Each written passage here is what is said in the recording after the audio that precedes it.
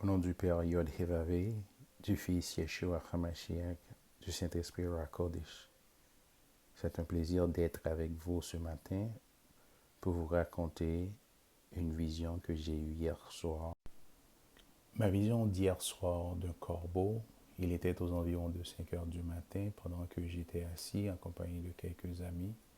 Soudainement, je vis de loin, il venait un corbeau. Il venait en ma direction en passant autour des autres personnes qui étaient avec moi. Ensuite, il s'est posé sur mon bras. À ce moment-là, je sentais que c'était un message qu'il venait de m'apporter. J'ai laissé la conversation et me rendis dans un autre endroit avec le corbeau. Alors, j'ai commencé à avoir un dialogue avec le corbeau. Et tout en cherchant sous ses ailes s'il n'y avait pas un message caché. J'ai trouvé un morceau de tissu attaché sous ses ailes. Quand je l'ai ouvert, je vis de petits morceaux de pain et quelques miettes. Je trouvais que c'était un peu insuffisant. Je continuais à chercher, mais il n'y avait rien de plus que le tissu. Alors je me demandais que cela pourrait être signifié jusqu'à ce que je me voyais dans une autre vision. Que Yod-Hé-Vavé révèle à son serviteur le secret de cette vision. Ce matin, l'Esprit Saint m'a dirigé vers ce chapitre dans la Bible du prophète Élie au livre 1 Roi du chapitre 17. 1 Roi 17, le verset 3. Pars d'ici, dirige-toi vers l'Orient et cache-toi près du torrent de Kérit qui est en face du Jourdain. Tu boiras de l'eau du torrent et j'ai ordonné au corbeau de te nourrir là. Dans le livre de la Genèse au chapitre 8, le verset 7, Yod-Hé-Vavé a utilisé le corbeau pendant le déluge de Noé.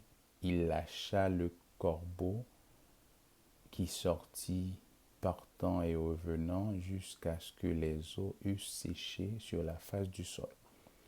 Dans 1 Roi 17, le verset 6, les corbeaux lui apportaient du pain et de la viande le matin et du soir, et il buvait de l'eau du torrent.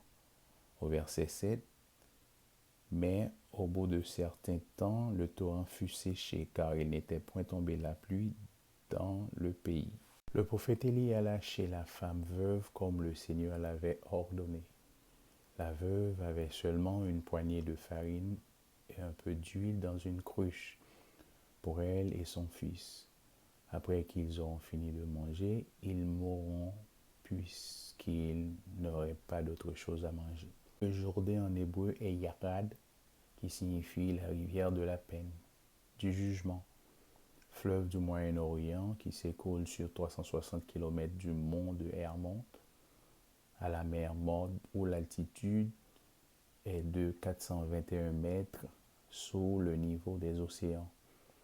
C'était un lieu de pèlerinage pour les prophètes de l'Ancien Testament, le Tanakh.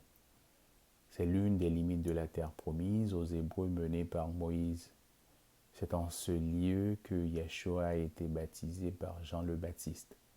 Le fleuve est enfin devenu un lieu de pèlerinage pour les chrétiens. Le verset 13, le prophète lui dit, « Ne crains point, rentre, fais comme tu as dit, seulement prépare-moi d'abord avec de cela un petit gâteau, et puis tu en feras pour toi et ton fils. » Au verset 14, « Car ainsi parle Yod-Hé-Vavé, le roi d'Israël, la farine qui est dans le pot ne manquera point, et l'huile qui est dans la cruche ne diminuera point, jusqu'au jour où Yod-Hé-Vavé fera tomber de la pluie sur la face du sol. » Au verset 17, Yod-Hé-Vavé allait opérer un autre miracle par le prophète Élie après la mort du fils de la veuve. Le prophète invoquera le nom de Yod-Hé-Vavé et dit, « Mon Créateur, je t'en prie que l'âme de cet enfant revienne au-dedans de lui. » Tout cela s'est passé afin que la gloire de Yod-Hé-Vavé fût manifestée. Le message est clair. Il est temps de vous préparer, mes frères et sœurs, dans le Seigneur, Yeshua HaMashiach. Il viendra un temps où il y aura une pénurie de beaucoup de choses dans le monde. Bienheureuses et bienheureux celles et ceux qui connaissent la vérité et la méditent jour et nuit, afin qu'ils prennent part aux noces de l'agneau et de l'Église. Que le nom de Yod-Hé-Vavé soit béni. Shalom.